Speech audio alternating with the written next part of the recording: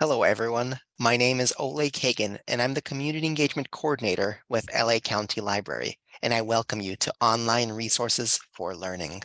This program is supported in whole or in part by the U.S. Institute of Museum and Library Services under the provisions of the Library Services and Technology Act, administered in California by the state librarian. And your presenter for today's program, Online Resources for Learning, is Lawrence Mack. Lawrence is a MakeMo, or a Maker-Mobile librarian, which means he drives a colorful van all over LA County doing STEAM, science, technology, engineering, arts, and math programs for folks ages 0 through 99 and above. And today he's going to be covering a topic that, of course, all library lovers also love, because library lovers are lifelong learners. And today, Lawrence will be covering online resources for learning. Lawrence, the stage is yours. Take it away.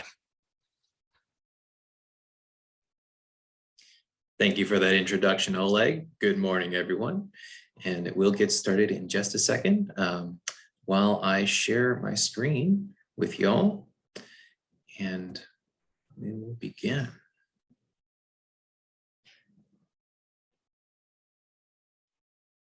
Okay, so welcome to Online Resources for Learning.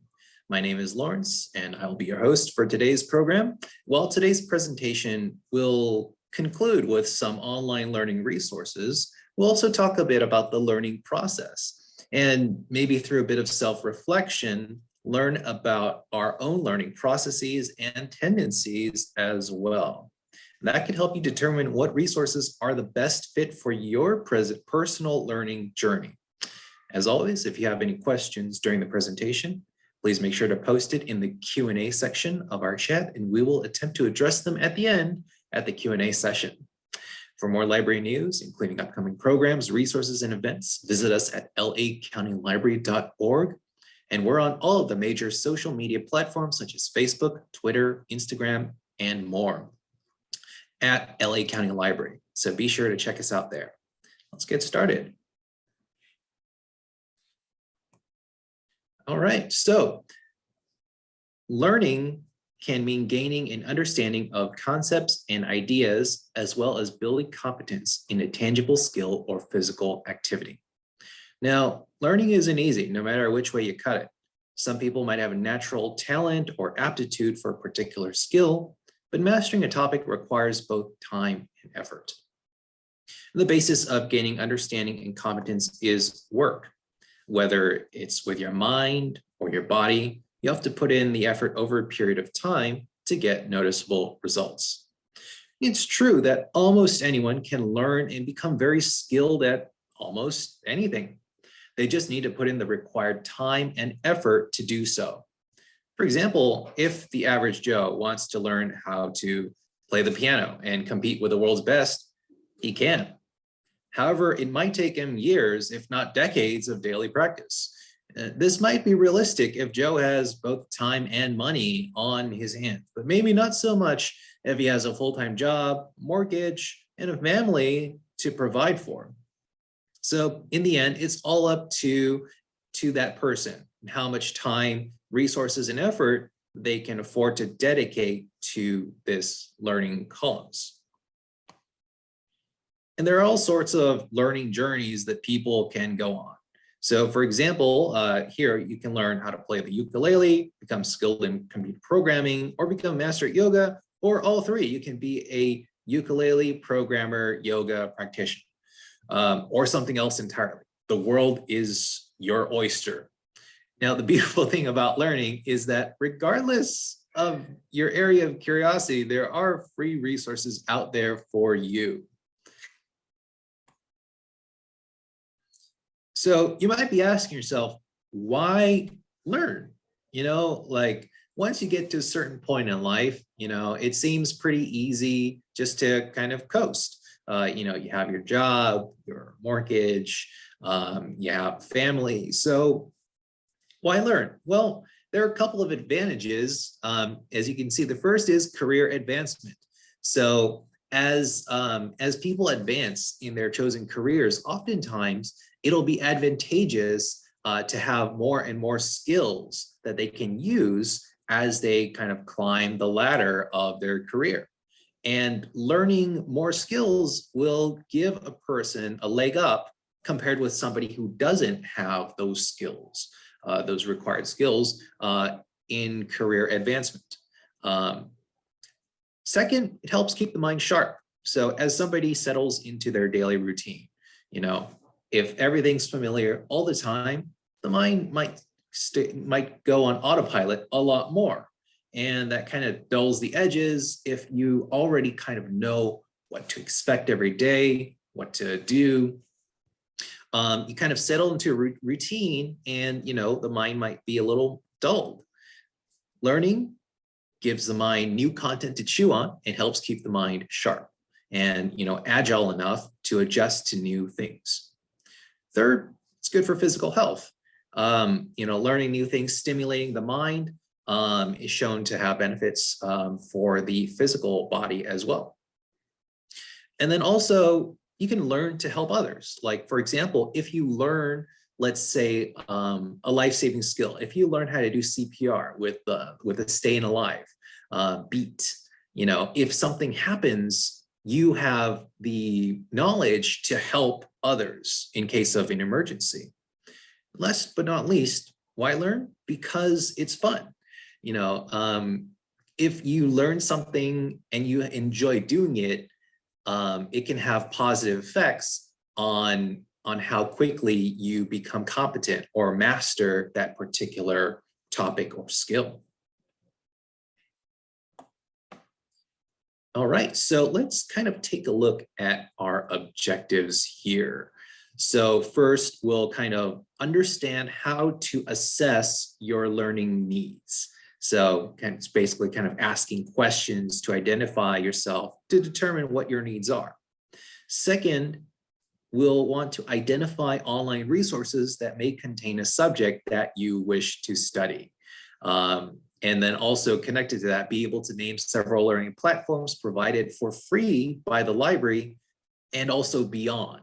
So near the end of this presentation, I'll go over online resources and learning platforms that y'all can access that provide some really good stuff that people that people might find useful. All right. So to start off on our learning journey, we're going to assess our needs. So in order to best assess the needs, you'll first need to ask yourself some basic questions. So first is style. How do I learn best? So this is all about figuring out, ideally from previous learning experiences, how you learn best and how you can apply that to your current and future learning endeavors. However, this isn't necessarily about like learning styles. Like, if you say you're a physical learner or a visual learner or an auditory learner, I mean, it's good to kind of be aware of what you prefer, but it might not be relevant to what you're actually learning. For example, like if you want to master martial arts, but you want to lean on, let's say, auditory learning, it might not be the best way to make fully when, other styles such as like visual or kinetic styles of learning would make more sense to learn, and master martial arts. Second, you want to look at time. So is there some kind of urgency to your learning need? All right, so that's kind of like, if do you have time to devote to learning something? A college or a person right out of college and just starting their career without any family needs or obligations may have more time on their hands than somebody who's in their mid to late career stage and is already juggling like, house and family needs and all of those things. So any time pressures you may have from the outside might affect your learning need. All right, and now lastly, there's also access. So what resources do I have and can I pay for more? So there are plenty of free resources out there. and you'll get to know quite a few of them by the end of this program. But sometimes, depending on your other constraints, like let's say like the time or skill level, it might be better to have a class, or even to hire a teacher or a tutor to help you with your learning needs. For example, if you want to learn something from YouTube versus hiring like, let's say you want to do car repairs, is it better to just watch YouTube videos to do it? Or if you kind of hired like a mechanic to take you through the steps to do an oil change, I think having a mechanic would be more beneficial than just kind of watching people try to do it on YouTube.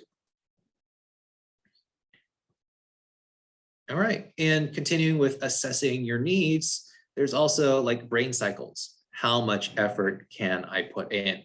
So you have to kind of consider, again, this is time related.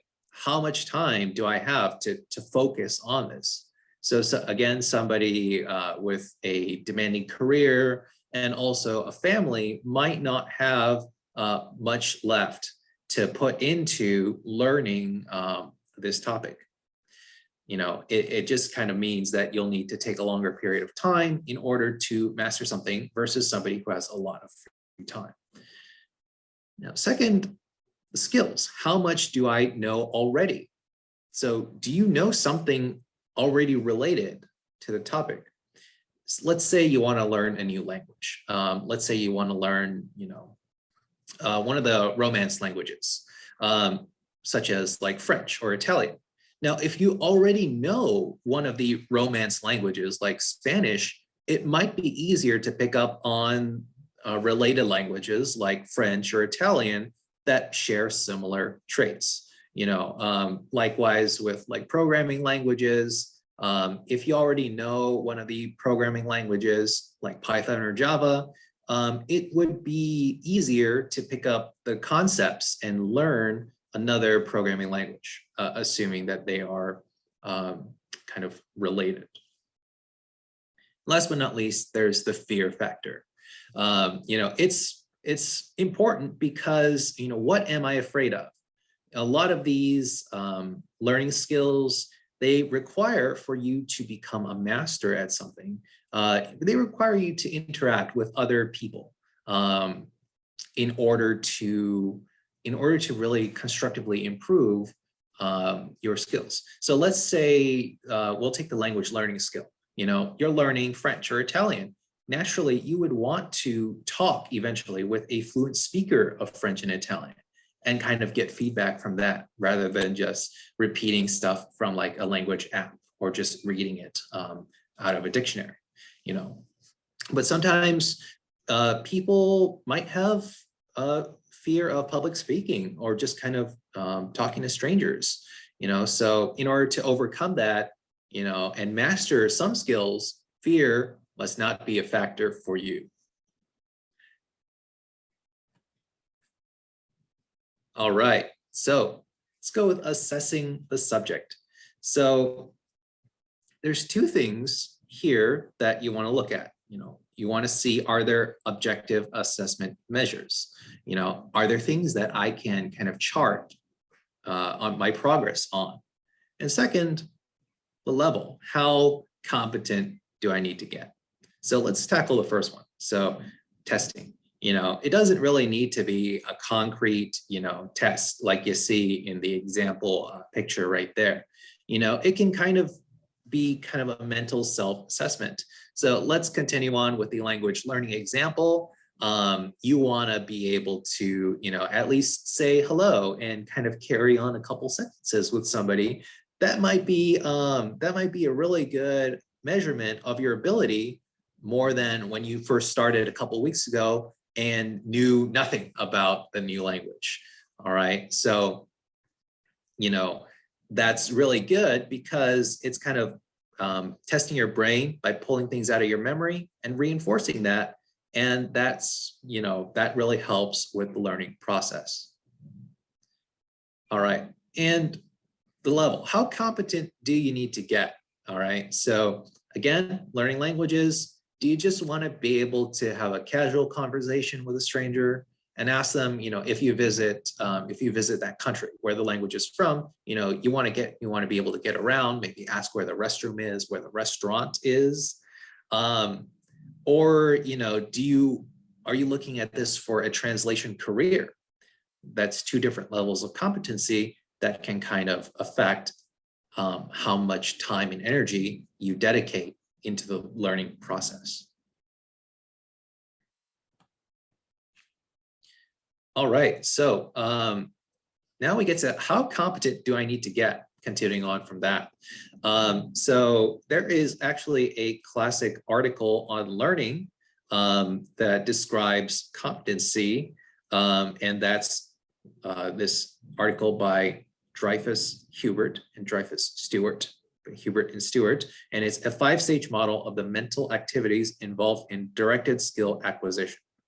All right, so there's kind of a summary right there in this table, and basically it's kind of using the example of learning to see how somebody progresses in a task. All right, so basically when you learn how to drive a car, everything is pretty much new, and you're basically learning from just kind of maybe watching videos or observing somebody driving. It's non-situation. You're not the one in the driver's seat, so to say. You're in the passenger seat. You're just kind of taking everything in and getting the theory and trying to put all the bits together as you're observing, not as you're doing. So right then, you're just kind of in the absorption phase, and you're kind of constantly monitoring your environment.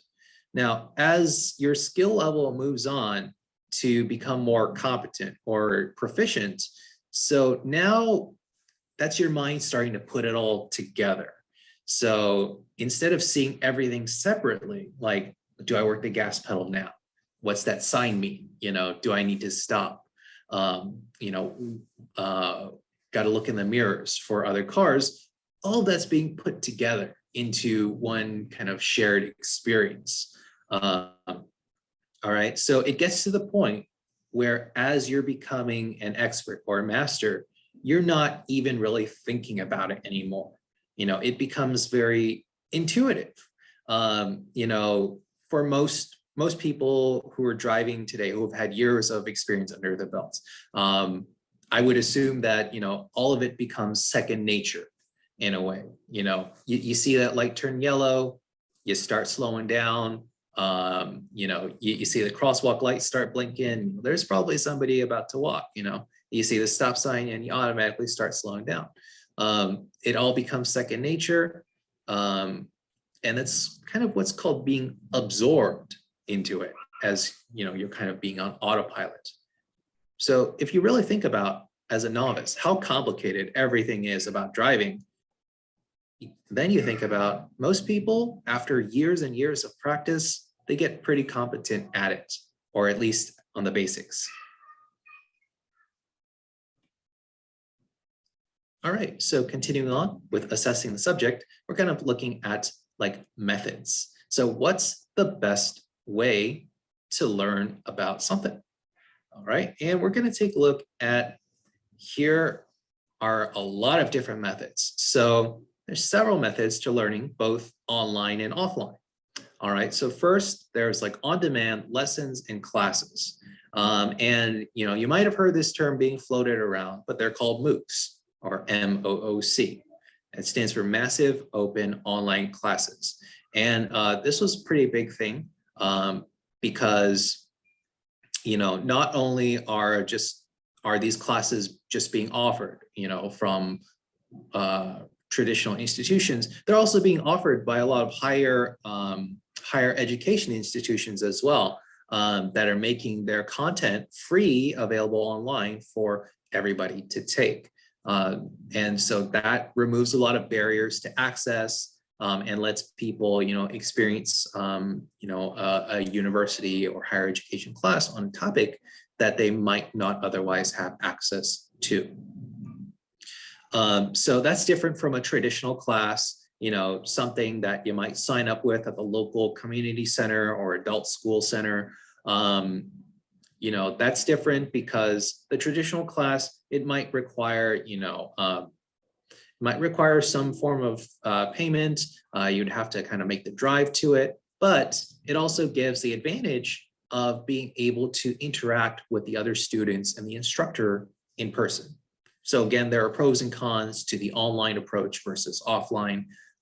Whichever type of way suits you best, I'd recommend you go for it, or just mix and match the two as well. All right. So there's another type of course called a boot camp. So some universities offer this, and these are kind of intensive courses where they give you X amount of weeks, and they kind of cram everything down your throat for these weeks. It's very intensive, but you'll learn very fast, and you're forced to learn very fast.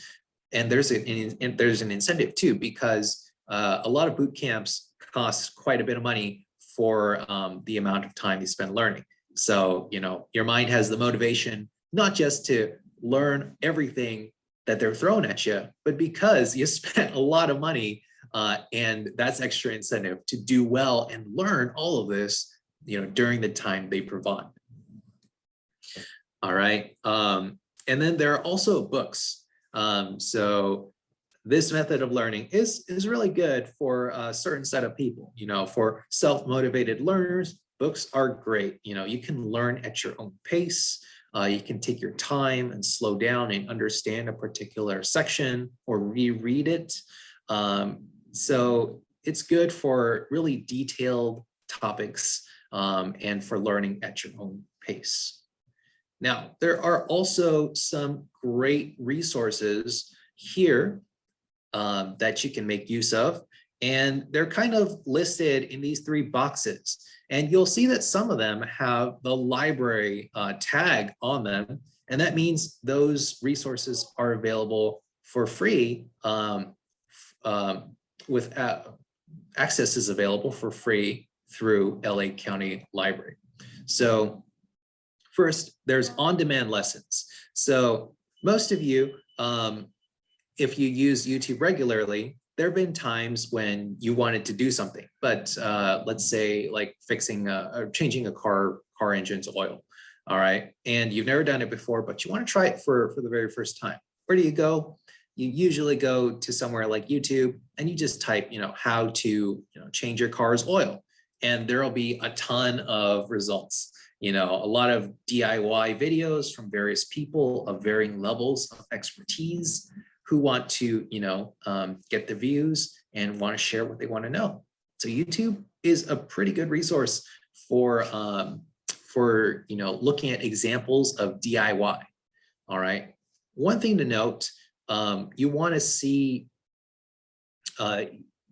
look based on the number of views and the comments and reviews on that video. You want to use those to kind of filter out which ones are good, which ones might be better suited for your purposes, and which ones might contain more accurate information. All right. There are two kind of on-demand lesson platforms.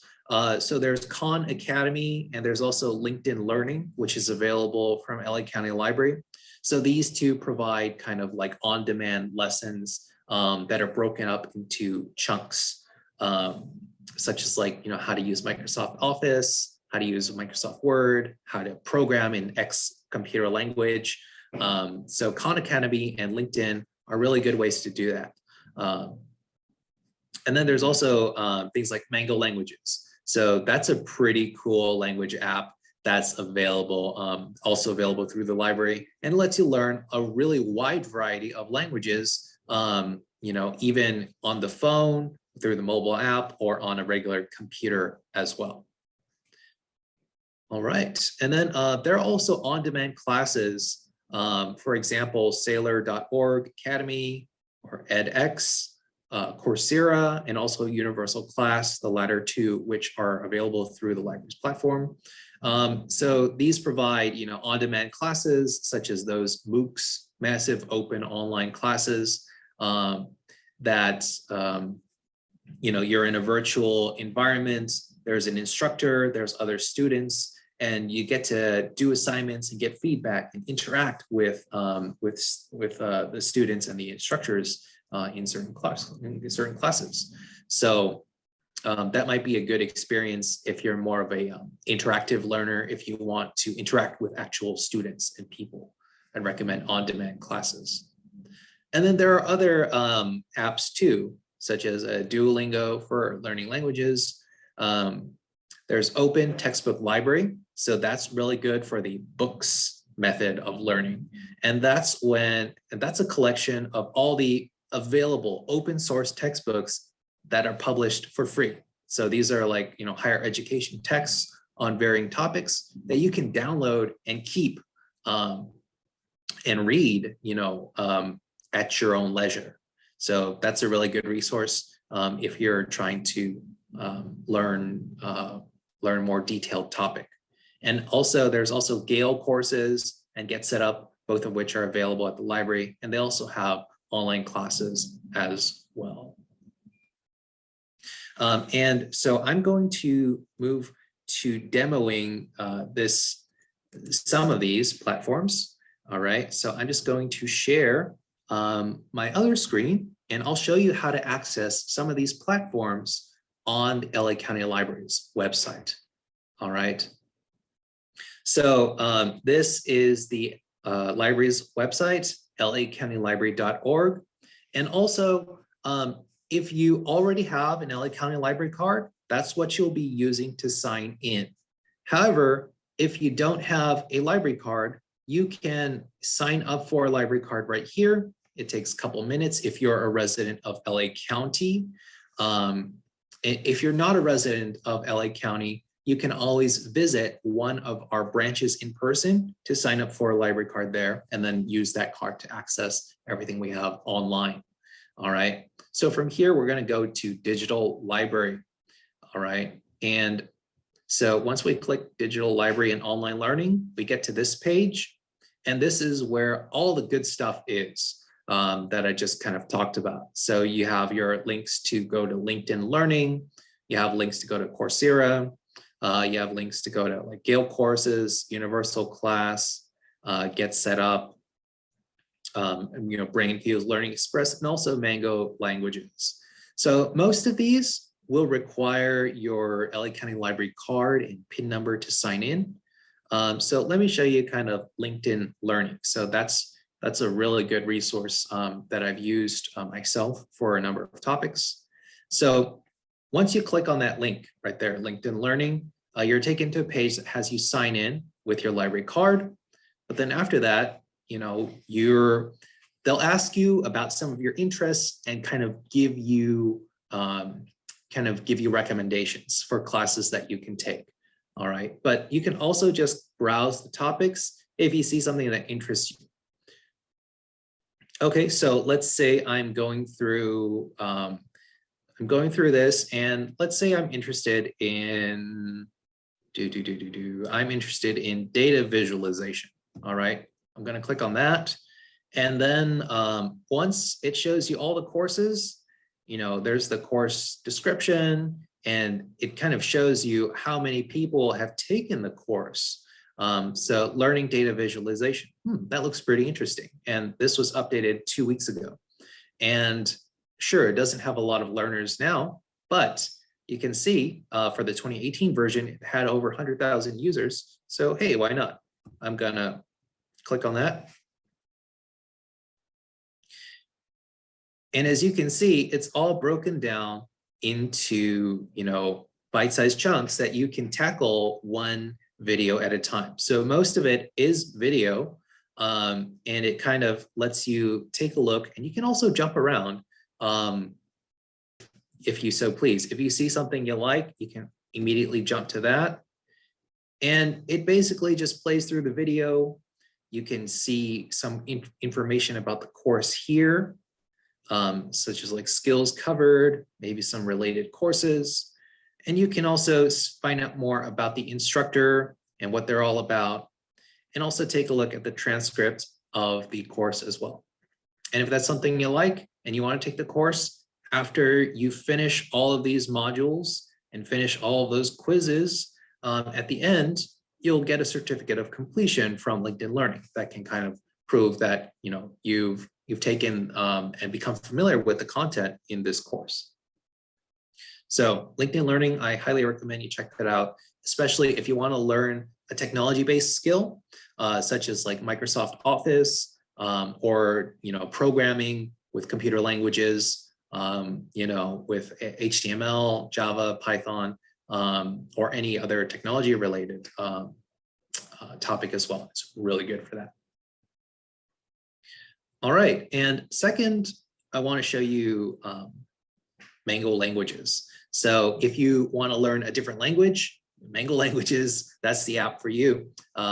There's over 70 different languages. And again, this one will require you to create like an account.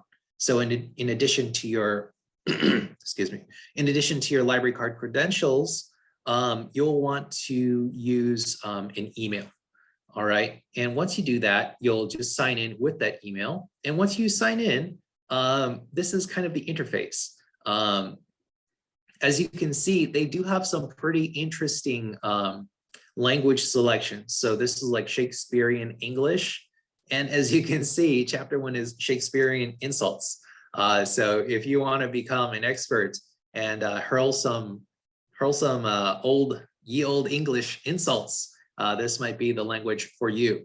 Now, otherwise, to take a look at the interface, you'll find a lot of interesting languages, such as Irish, Russian, Swedish, Spanish, and they kind of differentiate from Latin American and also from European Spain. And you've got your popular languages like French, English, Japanese, Korean, Chinese, and also some interesting ones as well. All right, so there's a lot of different kinds of Arabic. There's things like, let's say, Cantonese, Chinese. You've got, you've got ancient Greek, and you've got modern Greek and Koine Greek, which I'm not too sure what that is. But then there's also Hebrew, biblical and modern, and also really wacky ones out there, like, for example, pirate. All right, so there's a lot of fun stuff on there, and they basically take you through small bite-sized lessons, and you can practice and hear and say that language. So I also highly recommend that if you want to learn another language. All right, so let's go back to the presentation right there. All right, so let's end with some general practical tips. All right, so first, you want to study with like another person, whether it's like a teacher or another learner or a community. It's beneficial because it provides you with more motivation. And also, if you're surrounded by learners of the same topic, it gives you a chance to kind of test out your competency of the skills. You have somebody to bounce ideas off of and kind of get feedback from. Second, it's really important to schedule time for your learning needs. All right, especially if you're really busy, if you have a lot of commitments to family, if you have a demanding career, it's important to schedule time and kind of have some regular time to learn and reinforce these things in your mind. All right, third, so you want to push yourself, but not too much. All right, so learning is a form of work. All right, so it's important to, to stick to a schedule and to kind of push yourself to keep learning, even if, let's say you don't want to, if you don't feel like it, that might not be conducive to the best learning. All right, so you want to stick to a schedule and, reinforce that learning in your mind. Fourth, you want to pressure test your skills. All right, so pressure testing is different from normal testing. Normal testing, Let's say you say two words to your friend, who speaks the language, and they say, "Oh, that's great job," and that's it. No pressure, no sweat. But pressure testing will actually have a much better effect on giving you on reinforcing what you've learned and pushing yourself to another level in the learning process. So, for example, if you're learning how to be an orator, if you want to do public speaking, the best way to do it is to actually speak in public and have an audience. You can talk to yourself in the mirror all you want, and you might get really good at doing it. But if you never talk to a public audience, then you're probably not getting up to that level of competency in public speaking that you would like. All right. And lastly, you want to cultivate a growth mindset. You want to be able to want to learn more. That's really conducive to learning. You can't really learn that much if you're, disinterested in the topic, or if you're not really paying attention during lessons, or, reinforcing yourself with the topic at schedule. All right. So with that being said, if you have any questions about any of the topics I cover during this program, whether it's about like any of the learning platforms or any of the library services, feel free to talk with a librarian. We have virtual reference services. You can do that either over the phone, through text, through email, or instant librarian at these times. And you can do so with the link right there, lacountylibrary.org/contact us. However, you can also come into any of our LA County Library branches and talk to a librarian at the reference desk, and we'd be more than happy to help you. All right, so kind of want to end with a quote. So Carol Dweck's growth mindset is based in the belief that our basic qualities are things you can cultivate through your efforts, your strategies, and help from others. Although people may differ in every which way in their initial talents and aptitudes, interests, or temperaments, everyone can change and grow through application and experience. So I want to leave you with that. I hope that's a really good motivational quote. It sums up this learning journey that we've been on. So I thank you for sharing that journey with me, and I wish you all a good day and hope to see you at the next digital literacy program. Thank you. All right, now we'll move to our Q&A. Thank you, Lawrence, for that presentation. We do have some questions, and if you have questions out there that you've been sitting on, or you're kind of trying to formulate your question, we're going to have some time, but yeah, put those questions in the Q&A and we'll do our best to answer them. So our first question today is going back to that Dreyfus article. What is the meaning of decomposed? If you bring up that slide, Lawrence, then we can get back into that. All right, let's do it.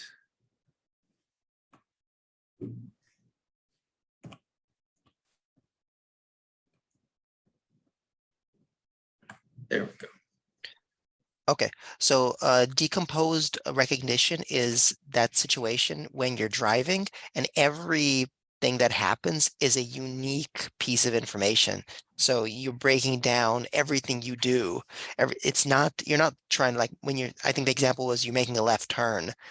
You're not making, like, when you know how to drive, when your recognition is holistic, then you do everything smoothly. You know exactly how to do it. You're not thinking of it as, okay, now I have to slow down, then to switch into the left lane, and then I have to pull up a little bit. Wait, not enough. Back up, pull up a little bit more.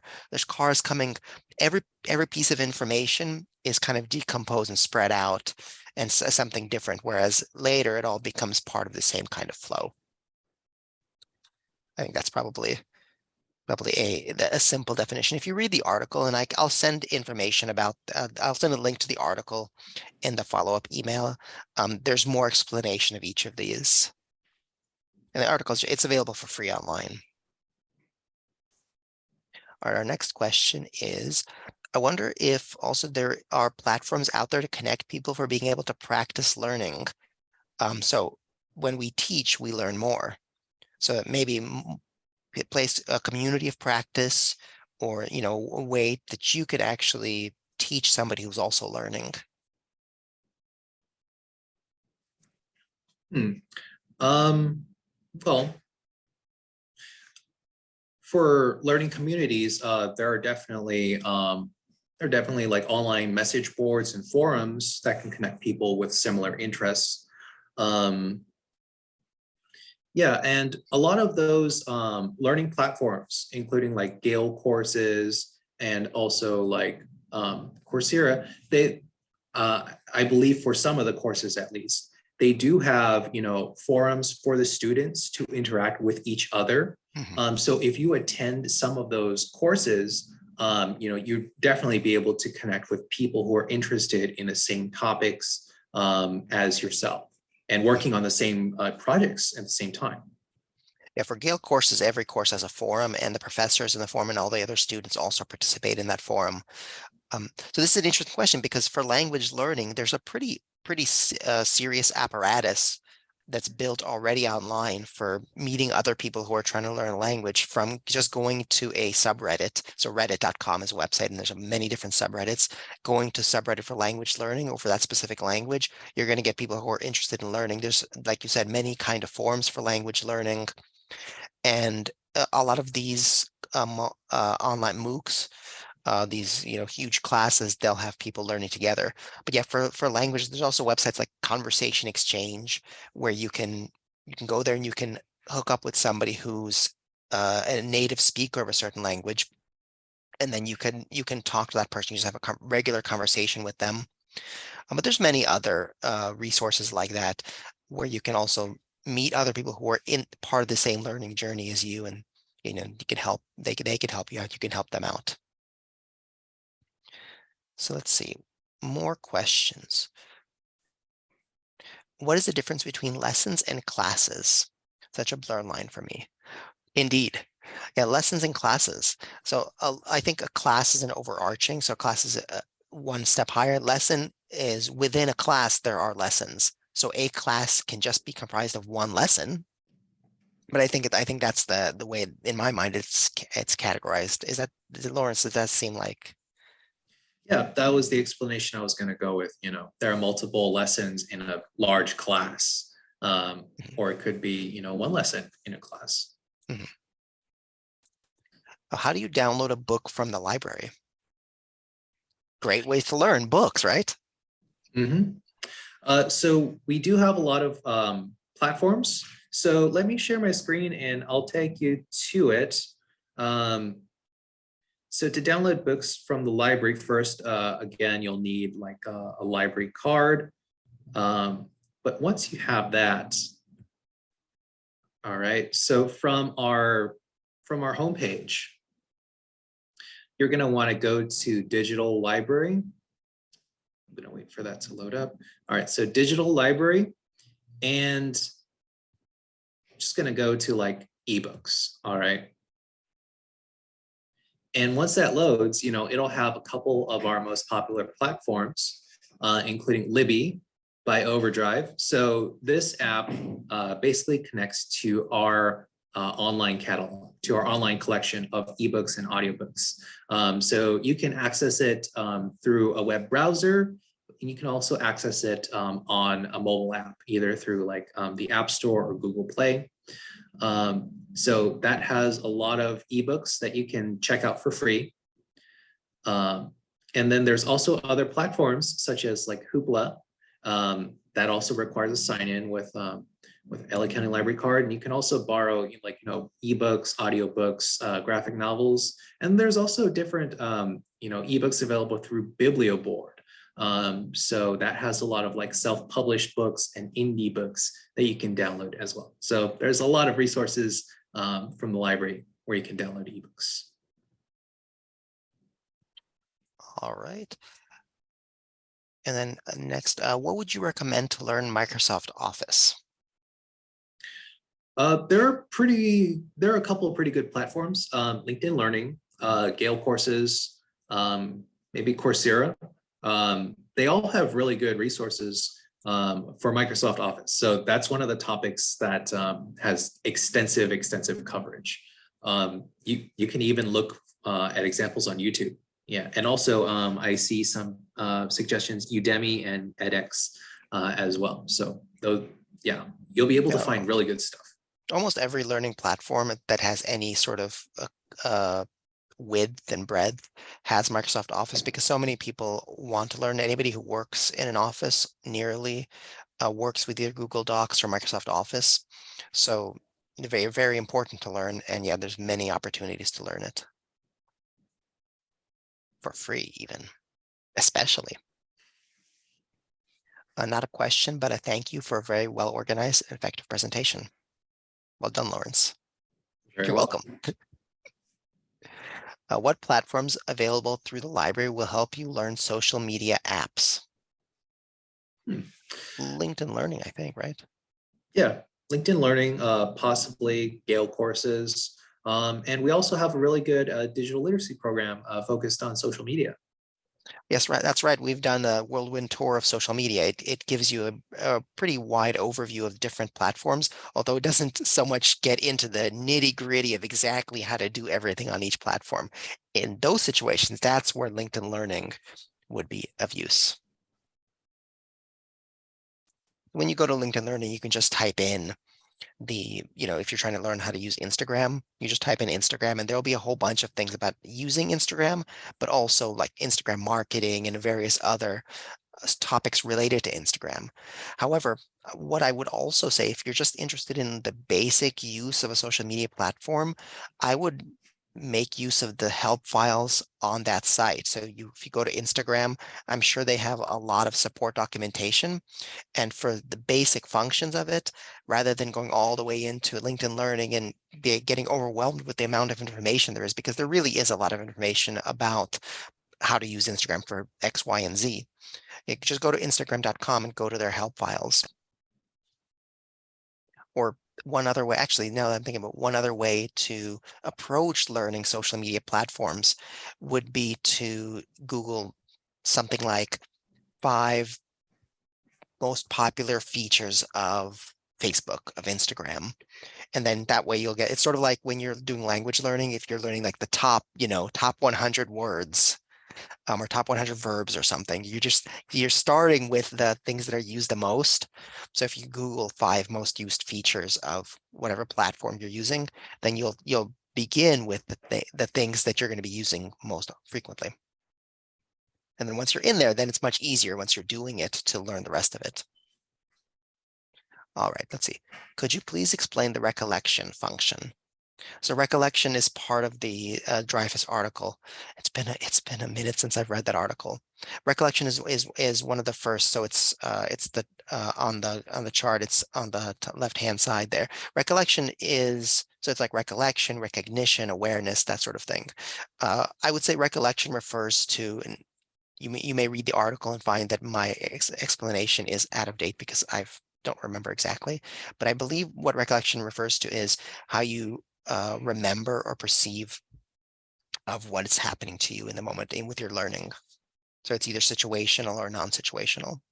So if you're starting out, then it's non-situational because you don't know enough to be able to understand the situation. You're just starting. You're like when you're driving, you're thinking about driving. You haven't actually been in the moment to understand. If you want to create an ebook, what classes would be good for that?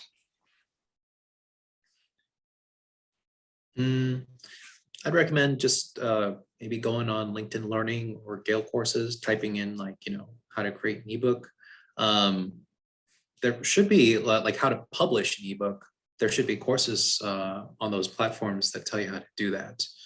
Yeah, in fact, while, That's a big topic right there. yeah, Because well, if you're talking about an ebook, how to write a book, so you've got to write the thing, and then you've got to, if you're trying to, the idea is how to design an ebook, how to create the actual object. Then you're talking about book design, number one, layout. It could be easy. It depends on how deep you want to make it. I mean, if you want to just theoretically, if you just save a Word file, there we go. Save a Word file as a PDF, you can call it an ebook.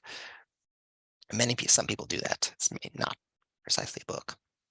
But go ahead and share it, Lawrence. It looks like you have LinkedIn Learning up there. Yeah, so just in LinkedIn Learning, a quick search for digital publishing, that gives you a lot of learning paths. This is like a 14-hour course on publishing an ebook, so that might be of help. There's also like using specific platforms like InDesign, Publisher, 2016, ebook Foundation. So there's quite a bit of stuff on LinkedIn Learning alone, let alone all the other platforms as well. I think Gale Courses also has one on digital publishing or creating an ebook or independent publishing. Yeah, that's something there's also a lot of online resources for as well that are, online, like on the open web. So we had a comment in the chat. I want to learn art color theory. Where do I go on the library website? Actually, I think that Universal Class might be a good one for that. Universal Class has like hundreds of classes, and I think it might have one specifically on color theory. I'm gonna look. Let me throw you the next question, Lawrence, and then I'm gonna look and see if it's there, because I could have sworn I saw something like that. All right, let me see what the next question is. So we've got that one. Where do I look to find how to put apps on the phone? For example, like the Vaughn's app. Not specifically related to this program, but we'll take it because it's an important question, and it's one that I think that we can address. Right. So first off, I'm pretty sure the Apple site will kind of have documentation on how to, use their app store. And also there's YouTube for that. If you really just want like a visual experience, just like, how to install an app on, Apple's App Store or Google's Google Play. There should be a lot of step-by-step videos that'll show you exactly how to do that. But yeah, that's a pretty good topic for beginners to learn about. All right, let's move on to the next one, 'cause I'm trying to load the library website, and for some reason the library website is going kind of slow. So, as happens rarely, but occasionally. How do I use QR codes? That's a really general tech question. We are going to have a program, Lawrence, about answering people's general tech questions. So, I mean, this person's already here, and we're going to answer how to use the QR codes. But coming up in a couple of weeks on Tuesday, in 2 weeks on Tuesday. Oh, this is too much, Lawrence, because it's 2 weeks on Tuesday, the 22nd. We're going to be at 11 o'clock. We have a program called Answering Your Tech Questions, where you can bring your general tech questions about, online resources, anything you want about technology. We may not be able to answer everything because we're not, we don't know everything, but, we'll give it a shot. So if you've got questions like how to use QR codes, you can bring it on Tuesday, the 22nd, 222, Tuesday, 22 at 11 o'clock. And we'll cover you there. All right, Lawrence, do you want to do the QR codes? Yeah, sure. That's a good primer for our tech questions. So in order to use QR codes, you'll usually scan them through your phone's camera app. All right. And there may be a feature that lets you, that you have to enable in your camera settings to enable it to scan QR codes. Once that's enabled, however, once you scan a QR code, it should have something come up that lets you tap it, and that'll take you to the link to that platform. So basically, just open up your camera app, put it into view of the lens, and then just basically tap that QR code if there's like a highlight or something on it, and that should work. If it doesn't, check your camera settings. On Android, if you open the camera, there you can slide over to where it says lens, and then the lens, it's Google Lens is what the kind of app within the app is called. And also Google Lens is also a separate app. You might see it in your app list, and that'll actually recognize the QR codes automatically, and you should be able to see what it means. So I'm looking for color theory right now in Universal Class. So, oh, they actually literally have one. There's a class specifically on color theory, color mixing, and technique within Universal Class. So if you go to our online learning homepage, that hub for online learning, I'm going to put that in the chat right now. Click on Universal Class and just type in color theory into the search box. There's a class specifically on that. Oh, you know what? Somebody posted Get Set Up is a wonderful library source for people 50 plus, including social media and apps classes. Yes, Get Set Up is fantastic. Get Set Up is a really cool resource. And it's, if you like the mood of kind of our interaction here on our Thursday classes during the Q&A, we kind of have some dialogue, we're kind of answering questions, our classes are directed, but also, where there's some interplay happening. Get Set Up is all about that. It's literally a bunch of Zoom classes on different topics. But in those classes, you can actually see people's faces. You can interact with people all over the country, maybe all over the world. I don't know if they've expanded past the United States or North America, but it is really fantastic resource for people 50 plus. So if you're able to, if you're interested, definitely check out Get Set Up. It's also available from that link that I just posted, lacountylibrary.org/learn. Click Get Set Up, and yeah, look at their plethora of classes. I'm really pleased that we're offering that resource, and I appreciate Jill, who in the chat, who just mentioned it. All right, next question. For online books, can I download ebooks through County of Los Angeles with Southern California Digital Library? I don't think that I'm not exactly sure specifically what Southern California Digital Library is. I'm going to look that up. But I mean, a lot of different library systems have, oh, I see, Overdrive. No, that's a different system.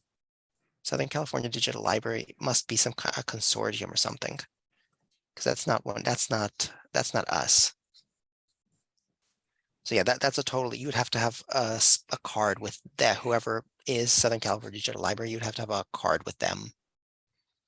I suspect that it might be a combination of multiple libraries. Yeah, I think it's a combination of city libraries across Southern California. Okay.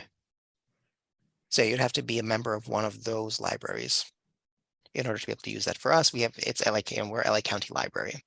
But the nice thing about Overdrive is that if you have multiple library cards, you have access to multiple Overdrives. So it's like going to a bunch of different bookstores, except for it's free. All right. Is there a way to search ebooks in a single catalog? It's hard having to look in several separate platforms. I would recommend WorldCat.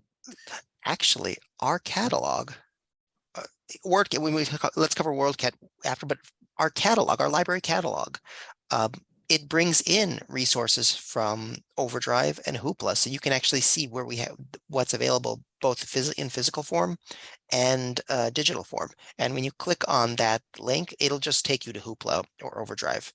Sometimes those books aren't always available, so the availability is it doesn't show up right away in our catalog, but if you click through, you'll be able to see whether it's there.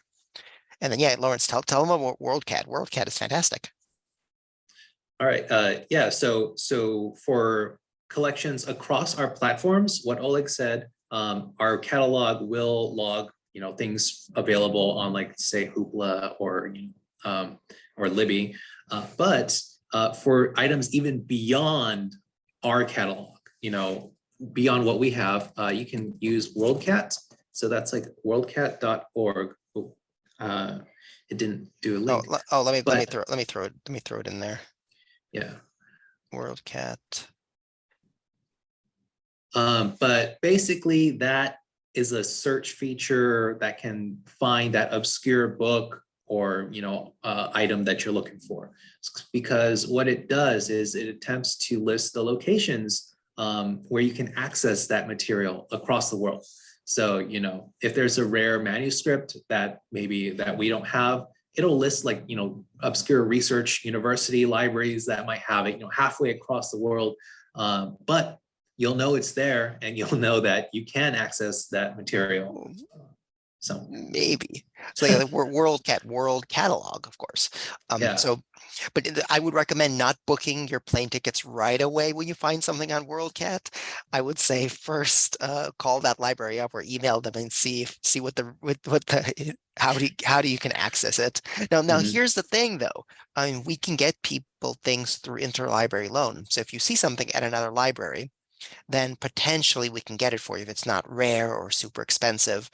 You would have to come into a library location and ask them to get something for you through interlibrary loan.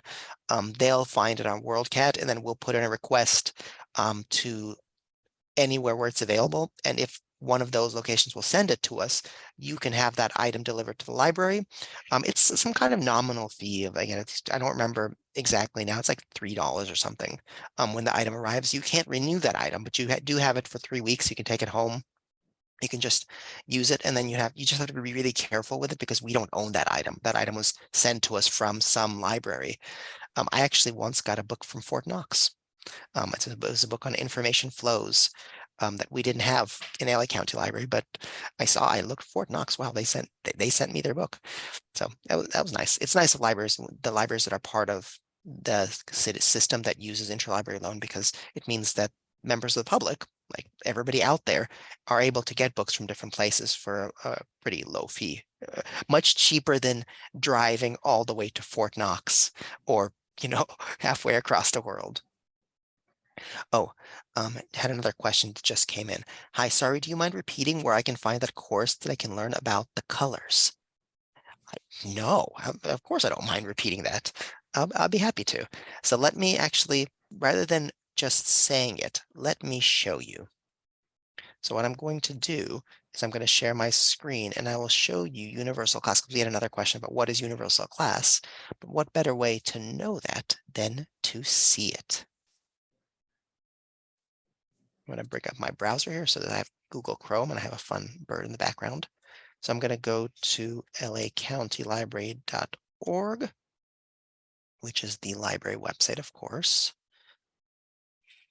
Then I'm going to go to hover my mouse over digital learning or digital library and go to online learning. And here's where the magic happens. This is maybe my favorite place on our website, other than the catalog, of course, because the books. But so once you go to this page, online learning, then the world of self-learning and lifelong learning and erudition opens up to you. We've got LinkedIn Learning, we've got Coursera, Skillshare, Gale Courses, and here is Universal Class. So there's a link here to create an account. You can click there. I already have an account, but you don't actually have to have an account to browse the courses. You can actually go here to browse courses at the very top. And what I just did was typed in color theory and press the little magnifying glass. And here it is, color theory, color mixing, and technique. And here is what the class looks like. So I think you might have to join the course. You may need to create an account, but it's free. There's no, nothing you have to do other than just enter some information. 15 lessons, some exams, average time. See, so this is it's not a credit course, so you wouldn't be able to put this course towards a degree. But if all we're talking about is learning a skill, then this is ideal. So I can't access these yet because I didn't enroll in the course. So when you enroll in the course, you can take unlimited courses through Universal Class. So you don't have to worry about, you enroll, you don't finish it. It doesn't really matter. So here's all the different lessons within this class. You see, towards the end, we start getting into the different art modes. And there's course information. Anyhow, so that's a Universal Class.